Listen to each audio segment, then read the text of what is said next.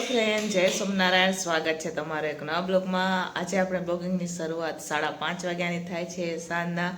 અમે લોકો અઠવાડિયું ગામડે રોકાણા. દિવાળી પૂરી થઈ ગઈ, દિવાળી પછી ગયા હતા. નવા વરસ અમે નવા વરસના નાઇટના નીકળ્યા હતા ગામડે જવા માટે. તો હવે દિવાળીનું વેકેશન પણ પૂરું થઈ ગયું. અમારે તો 2-3 દિવસની રજા હતી, પણ 2-3 દિવસ વધારે રોકાઈ ગયા હતા બરાબર ગામડે. તો અમે ગામડેથી તો કાલે આવી ગયા હતા ગુરુવારે. તો આજે થયો શુક્રવાર. તો આજથી હવે ફરીથી આપણે રાજકોટના વિડીયો આવશે, ટિફિનના પણ વિડીયો બનશે બરાબર. ટિફિન તો કાલથી જ ચાલુ થઈ ગયું છે અમારે. તો હવે આપણે રેગ્યુલર હવે રાજકોટના જ વિડીયો આવશે. હવે તો ગામડે ક્યારે જશે તો ખબર નથી બરાબર. ક્યારેક ઇમરજન્સી હોય તો ગામડે જવાય, બાકી તો ઓમનોમ જવાય નહીં, કેમ કે ઓમનોમ તો રજા ન મળે આપણને બરાબર રસોડામાંથી. તો ચાલો હવે અમે સાંજના ટિફિનમાં શું બનાવીએ હું તમારા સાથે શેર કરીશ. વિડીયો છેલ્લે સુધી જોજો. અને જો ફ્રેન્ડ તમને અમારા વિડીયો ગમે તો લાઇક શેર સબસ્ક્રાઈબ કરી દેજો. તો ચાલો જો અહીંયા બેન હવે કંઈક કાઢી રહ્યા છે. બેન પણ આપણા ભેગા આવ્યા છે. લગભગ લાગે છે કે ટમેટાં કાઢી રહ્યા છે ફ્રીજમાંથી. સેવ ટમેટાનો પ્રોગ્રામ લાગે છે. તો સેવ ટમેટાનું શાક બનાવશું. સાથે શું બનાવશું એ તો ખબર નથી. ખીચડી બનાવશું. વઘારે રોટલી પણ બનાવવાની છે આજે આપણે.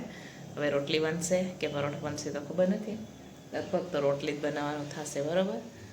તો અહીંયા ટમેટાં કાઢે સુધારીએ, અને ચા પાણી નાસ્તા પણ બાકી છે તો એ પણ કરીએ બરાબર. અહીંયા અમારા કીર્તિબેન ને નમુ ચા બનાવે, કોફી બનાવે ને ઠંડુ ઠંડુ વાતાવરણ છે અમારે અહીંયા રાજકોટમાં. તો જુઓ કપડાં પણ અંદર અડધા લઈ લીધા. આમાં વરસાદ જેવું આવી જાય ને તો પાછા અંદર લેવાના, પાછા બહાર, કેમ કે અમે લોકો અઠવાડિયાથી નહોતા ને, તો અઠવાડિયાથી અમારે અહીંયા જે ભાઈઓ રહે ને એમને તો કપડાને ઢગલો કરી દીધા હતા. આમ જો આજે કપડાં એમના ધોવાયા. કાલે તો અમે ધોયા નહોતા, તો આજે ધોયા છે. જોઈ શકો છો ધોબી ઘાટમાં કેટલા જેટલા કપડાં સુકાય ને એટલા તો હજુ બાકી છે ધોવાના. અઠવાડિયેથી તો તમે વાત પૂછોમાં. ને કાંઈક આવું વાતાવરણ છે, જોઈ શકો છો તમે. આવું વાતાવરણ છે, વરસાદી માહોલ, પણ વરસાદ છે નથી. જુઓ કેટલી દોરી કપડાં છે.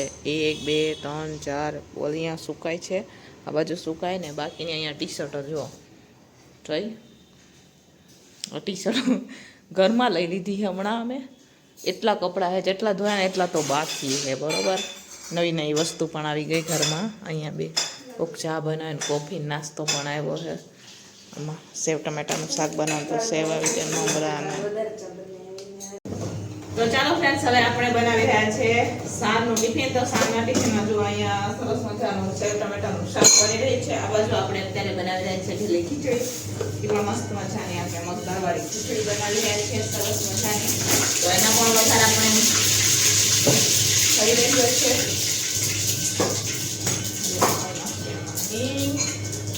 આદુ મરચાં અને સરસ મજાની તુવેર દાણા નાખીને ખીચડી બનાવવાની છે.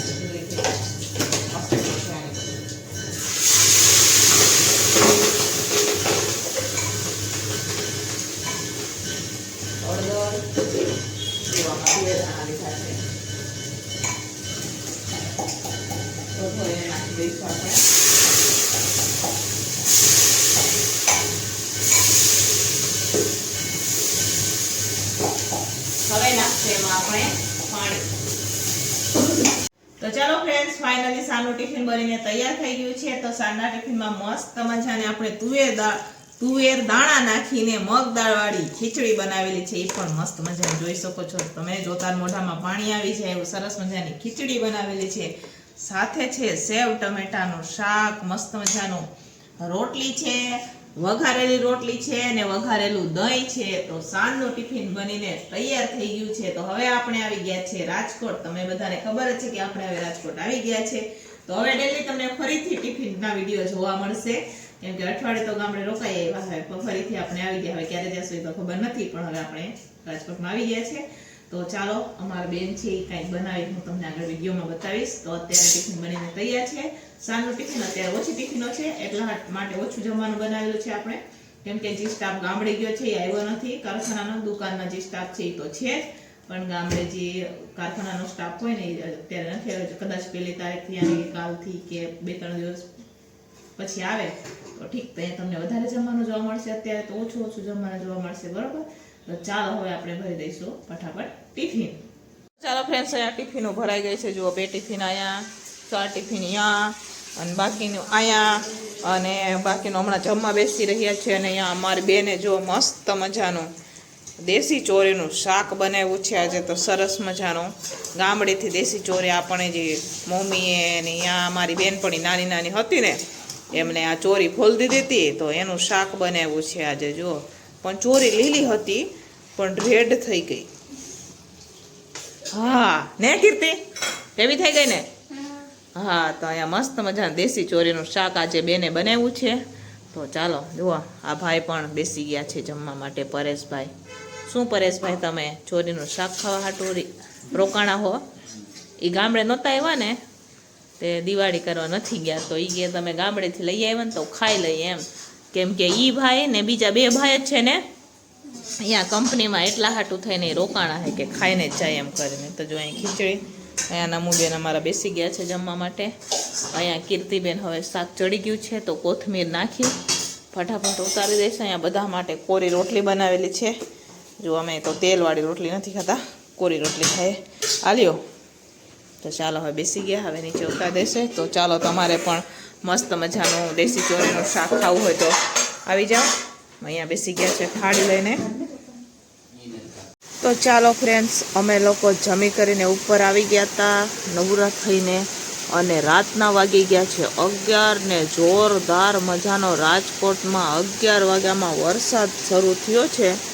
આ તમે જોઈ શકો છો, જોરદાર મજાનો રાજકોટમાં વરસાદ શરૂ. ભર શિયાળે વરસાદ, દિવાળી પછી વળી ક્યારે વરસાદ આવે. આમ જો 2 દીથી આવ્યા હે રાજકોટમાં પણ વરસાદ આવો હે એ તો આજે જ આવ્યો હે. અમારે ત્યાં તો વરસાદ નહોતો. આમ જો કેવો વરસાદ, તમને લાઇટનો પ્રકાશ છે બતાવો નજીક. જો કેવો વરસાદ થાય છે ને. બાકી વરસાદ ચાલુ થઈ ગયો રાતના 11 વાગ્યામાં. હો, તમારે અહીંયા વરસાદ છે કે નહીં કોમેન્ટ કરજો. અમારે ત્યાં તો જો રાજકોટમાં 11 વાગ્યો વરસાદ, રાત્રે 11 વાગ્યામાં શરૂઆત થઈ ગયો. વાર જોયું ને,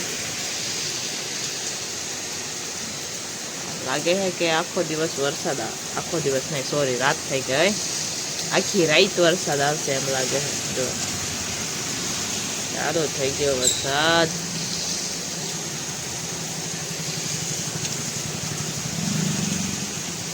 ઓહો, બારીએથી તો ઠંડો ઠંડો પવન બી આવે.